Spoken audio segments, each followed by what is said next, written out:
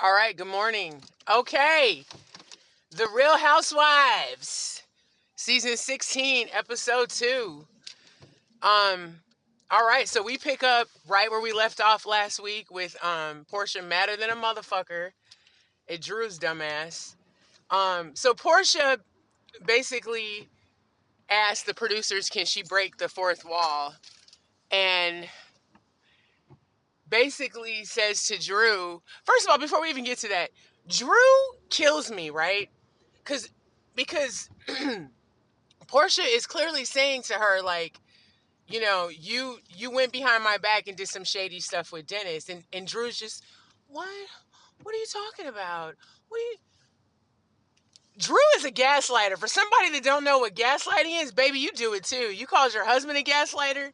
Y'all are both gaslighters. You deserve each other.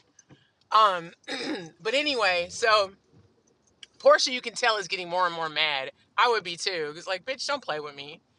Um, she ends up asking the producers to break the fourth wall, and then brings out that Drew was trying to film with Dennis behind Porsha's back, and then used it under the guise of a Go Naked Hair like photo shoot, which is Porsha's company.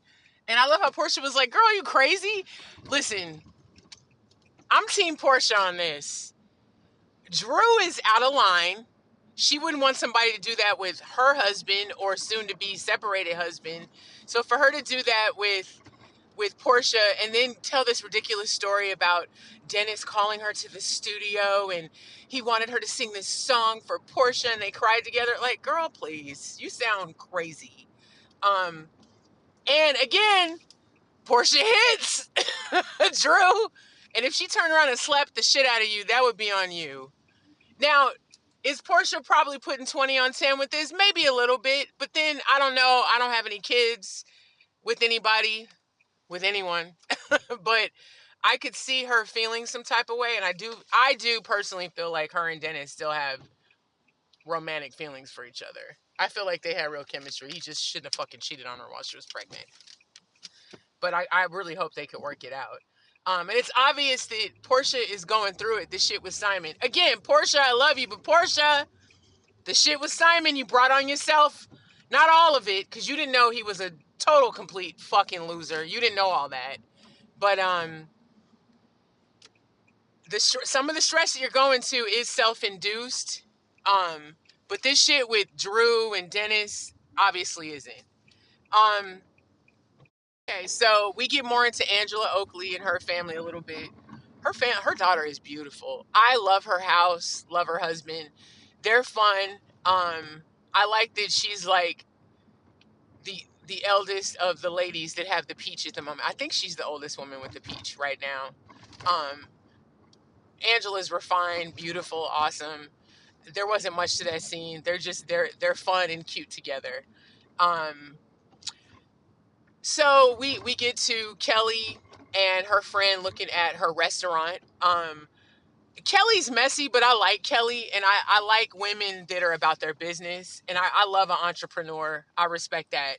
I think that I think that I think that's really great. It was cool to see her in her restaurant, which is still yet to be built out. Um, we learn about Shamea's surrogate who has breast cancer, and I was wondering if it was Shadina, the one that had carried the baby for Candy. And I was so sad to learn that it was. I feel like I know Shadina because we've seen her so many times. I hope that she's okay and recovering. I like her. The little bit of times that we saw her on Atlanta previously, she just seemed like a nice person. And to carry someone's child, I know you're getting paid, but like that's a lot to put through your body. So respect to her. Um, I felt like that had to have been an awkward situation. Can you imagine being diagnosed with breast cancer and you're carrying someone's child? That's a lot. Um, so that was kind of a cool scene to see. We get to Britt and her husband at their house.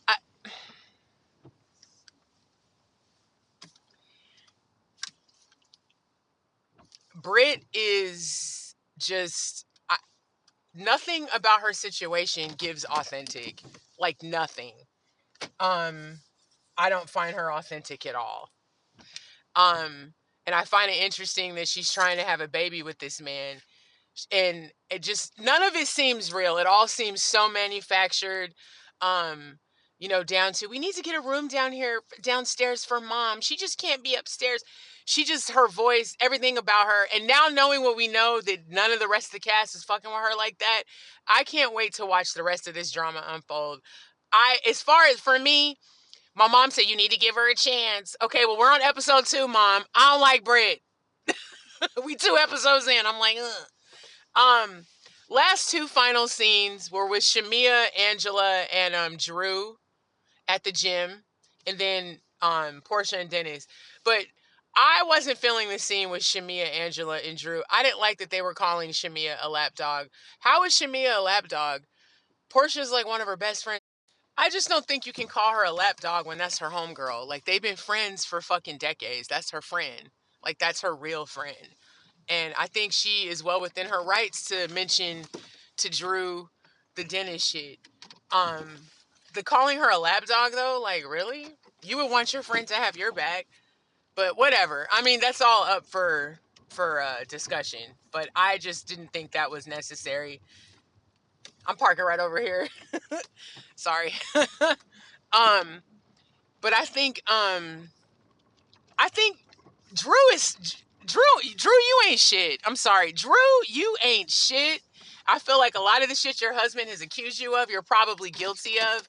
There's just something about her that's just not authentic at all. She's not authentic. Her acting oblivious and, well, I don't understand, and I don't. Girl, please. Please. Porsha and Dennis. I believe Dennis, but I think that sometimes his delivery is so not serious that he comes off like he doesn't care. I think he needs to take all this shit into consideration. And again, Porsha, a lot of the shit that you're going through is self-induced, but I feel bad for you. And I hope that the shit with Simon was a learning lesson for your ass, for real. Don't go after people for material shit, because look what you're dealing with now. A bunch of bullshit. What was that noise? Anyway, great second episode. This is a jumbo review because I had to watch this shit this morning. But happy St. Patrick's Day, and I can't wait for next week. One more thing, completely forgot to add in the review. Porsha sitting down and having that lunch with Kenya. By the way, I wish they were friends. Like, can you imagine if they had like joined forces on the show? That would have been amazing. But anyway, Porsha revealing that Simon had like other fraudulent stuff, including fake marriages. He's like an onion. It's like the layers keep coming back, and it's just more and more fraudulent shit being revealed. Anyway, happy St. Patrick's Day. Till next week.